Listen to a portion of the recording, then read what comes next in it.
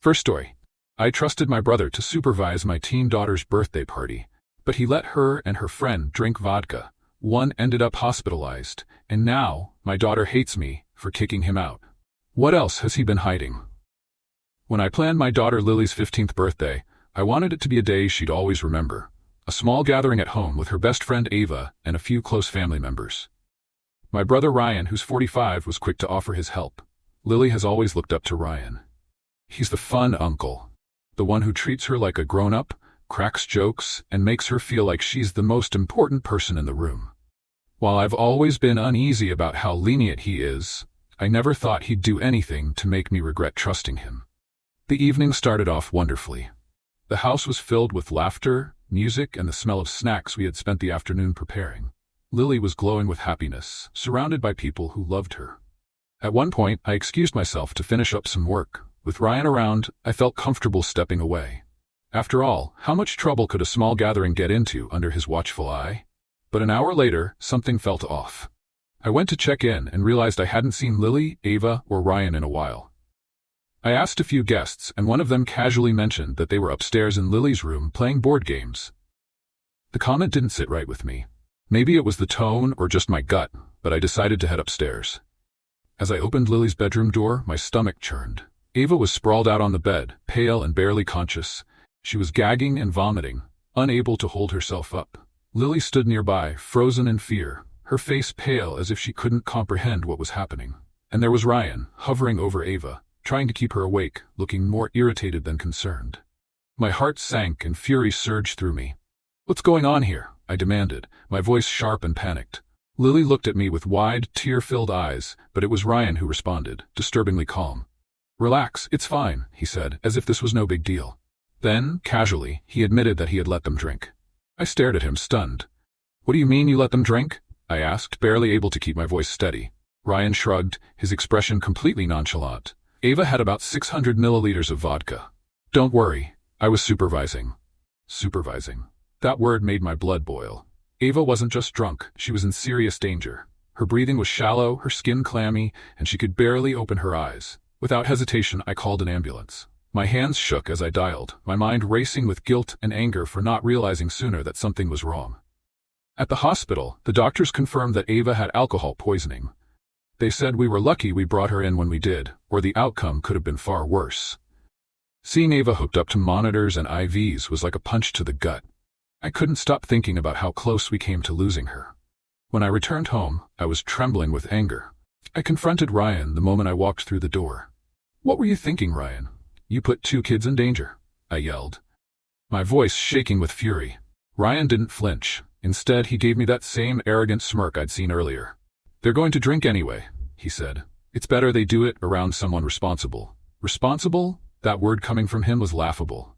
I couldn't believe his audacity. "Get out," I said through gritted teeth.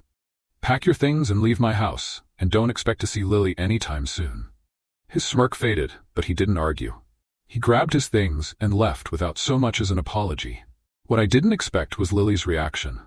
Later that night, she broke down and confessed that this wasn't the first time Ryan had let her drink. She begged me not to cut him off, insisting that he didn't mean for things to get out of hand. Her words felt like a dagger to the heart. I thought I was doing everything I could to protect her, but clearly, I had missed some serious warning signs. Now Lily blames me for ruining her birthday and refuses to speak to me. She keeps insisting that I'm overreacting and that Ryan didn't mean any harm. But how can I just brush this off? How can I ignore the fact that my brother, someone I trusted completely, put my daughter and her best friend in such a dangerous situation? I feel like I'm being pulled in 100 directions. Guilt for failing to protect Lily, anger at Ryan for his reckless behavior, and frustration that Lily doesn't see the gravity of what happened. I've always tried to do what's best for her, but now I'm left questioning everything. Am I being too harsh, or is this the only way to show her that some lines should never ever be crossed? Second story. My sister refused to attend my wedding over church ceremony drama. Now my family wants me to forgive her, but I'm still heartbroken. It's funny how things can change so drastically when you least expect it. A year ago, I was counting down the days to my wedding, imagining what it would be like to marry the love of my life, surrounded by friends and family. Little did I know, the biggest drama of that year wouldn't come from wedding planning, but from my own sister, my only sibling. Leading up to the wedding, my sister wouldn't stop talking about one thing. She kept begging us to have the ceremony in a church. Every time I saw her, it was the same thing. "Why can't you just have a church wedding?" she'd ask, even though we had already booked the venue for the ceremony. To be honest, I was getting frustrated. Growing up, I was always involved in church activities. My parents are religious, and I used to be too. But over time, I've distanced myself from it. And my fiancé doesn't go to church at all. We agreed that our wedding would be non-religious, reflecting who we are now. Still, my sister didn't seem to care about what we wanted. She was fixated on having a church wedding, and it felt like nothing I said could change her mind. Months went by, and we started limiting our contact with her. It was exhausting hearing her beg every time we spoke, and frankly, it felt like she wasn't even acknowledging how special this was for me and my fiancé. It felt like her wishes were more important than the celebration of our love. Then, a few months before the wedding, something happened that really stung. We found out through a mutual friend that my sister wasn't going to attend our wedding because we hadn't chosen a church ceremony. She hadn't even bothered to tell us herself, but apparently she was telling anyone who would listen, acquaintances she barely knew. When we confronted her about it, she confirmed over text that she couldn't come because it would be going against everything she is as a person. I was speechless.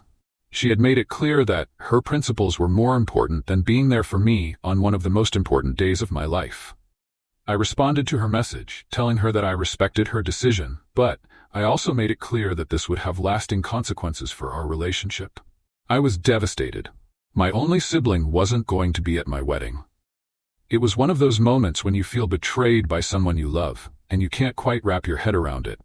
Then my parents got involved. They didn't want to pick sides but kept pressuring us to change our wedding plans to make her happy. "Just take the high road," they said. But we couldn't. This was our day, and we were going to do it our way. So we went ahead with the ceremony at the venue we'd chosen, and it was perfect. We had a blast, and despite the drama, I was surrounded by people who loved and supported us. Now, several months later, I'm still reeling from what happened. My sister hasn't reached out at all. No congratulations, no "I hope your day was amazing," nothing. And honestly, I'm fine with it. I'm not interested in mending things with her. The problem is, my family keeps bringing her up, asking me to reach out and forgive her because it's family. But I'm still hurt. Before the wedding, I told my parents and my sister that this would affect my relationship with her, and now everyone's acting shocked that we're standing by that decision. The truth is, I've had a rocky relationship with my sister for as long as I can remember. Situations like this have come up before, times when she made everything about herself and didn't seem to care about anyone else's feelings. This wedding drama has only confirmed to me that she's selfish and couldn't put her pride aside for one day to support me as her sister. And that's something I'm struggling to forgive. Since the wedding, I've attended family events where she's been present, and I've kept my distance. I'll say hi, but that's it. I'm not going to be rude, but I can't just pretend nothing happened. I don't feel like I owe her any more chances. And honestly, I have no desire to have a relationship with her anymore.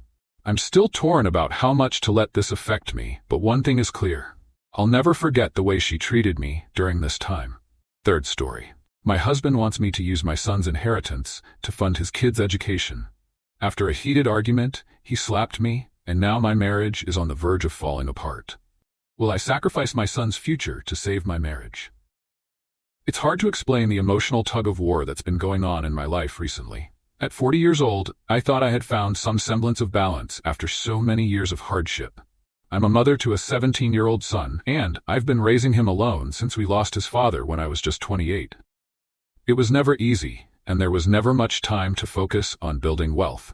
But I made sure my son would have a solid foundation for his future. I used his father's insurance and other investments to create a trust fund for him, which currently holds around $150,000.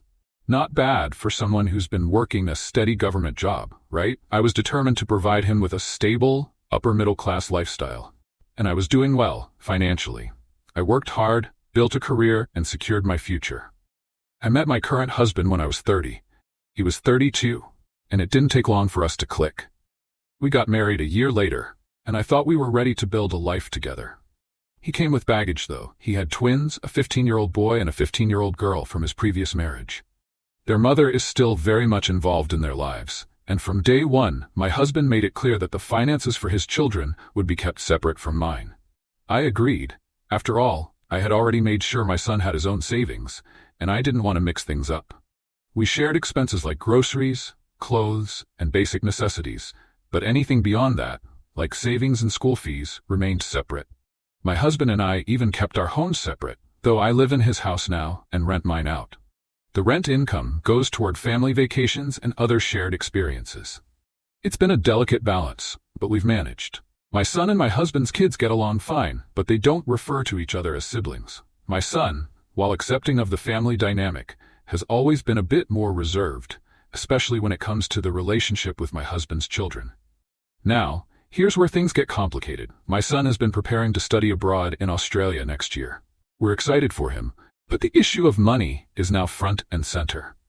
The trust fund I set up for him is substantial, but my husband's children have their own funds too. However, my husband can only contribute $25,000 per child. The situation is tricky because he's admitted to losing money through gambling, and his ex-wife, who has some financial responsibilities, isn't exactly saving for their future either. Here's where my husband started pushing me. He suggested that we combine all of our children's funds. He argued that if we pooled everything together, we'd have enough to cover all of their education in Australia. The problem? I was vehemently against it. The trust fund I set up for my son was his inheritance from his father. I won't let it be used for anything other than his future, and I wasn't about to compromise that. It didn't go over well. My husband exploded in anger, and the argument escalated quickly. He verbally attacked me, and in the heat of the moment, he slapped me. I never thought in a million years that I'd ever be hit by him. He's always been kind and gentle. But that moment changed everything. We eventually calmed down, but the damage was done. I will not combine the funds, and I'm not backing down. But now, my stepchildren, who have always been polite and cordial to me, are calling me a monster for not agreeing to help them. These are the same kids I've spent years preparing meals for, washing their clothes, and even buying them clothes and school supplies. Meanwhile, my husband has barely lifted a finger when it comes to taking care of my son. If we were to combine the funds, each child would receive about $83,000, and that could easily cover the cost of studying in Australia for all three of them. But I'm not going to do it. I've sacrificed a lot to make sure my son's future is secure, and I won't let that be jeopardized. My son, wanting to keep the peace, said he'd give up the money if it made me happy. But I won't let him.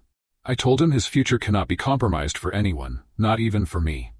I've explained to my husband that it's not my fault he was careless with his finances.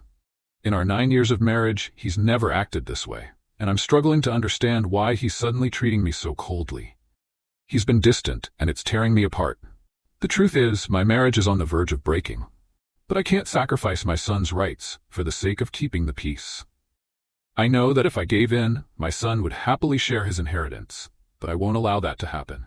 I've been crying over the way my husband is treating me, and it hurts even more because of the advice I'm getting from both my parents and friends. My parents are telling me that I won't find another man, especially after being a widow and now a divorcee. They want me to compromise, to make peace, to just let this fight go. They tell me that it was just one argument and that I should adjust for the sake of my marriage. Meanwhile, my friends are advising me to hold my ground, reminding me that I've already sacrificed so much for my son and that his future is too important to risk. I've been torn between doing what's best for my son and saving my marriage. I don't want to give up on my husband, but I also won't let him keep pushing me to make decisions that would harm my son's future. I just don't know where to go from here.